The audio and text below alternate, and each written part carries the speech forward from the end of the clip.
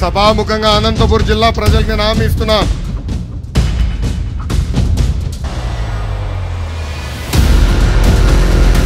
ఆ భూములు మళ్ళీ తిరిగి ప్రభుత్వం తీసుకుని పెద్ద ఎత్తున ఉద్యోగాలు ఉపాధి కల్పించే బాధ్యత వ్యక్తిగతంగా నేను తీసుకుంటానని హామీ నేను ఇస్తున్నా.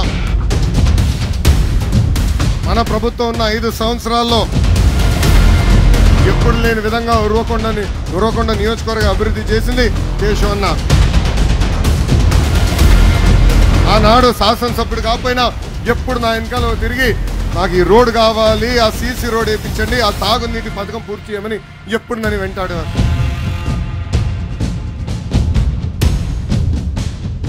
నేను శాసనసభలో మంత్రిగా ఉన్నప్పుడు బయటికి వచ్చి కనీసం టాయిలెట్కి వెళ్ళని రెడీగా ఉన్నాడు ఆయన కాగితాలు బట్టి. ఇదిగో ఈ ఒక్క కాగితం సంతకం పెట్టు, ఈ పని అయిపోతుందని చెప్పి పని చేయించుకున్న వ్యక్తేనా. ఆనాడు అన్న ఎన్టీఆర్ని గెలిపించి శాసనసభకి కాదు ఆంధ్ర రాష్ట్రానికి ముఖ్యమంత్రి చేసిన ఘనత ఈ అనంతపూర్ జిల్లా. అంత ప్రేమ అభిమానం మా కుటుంబానికి చూపించారు.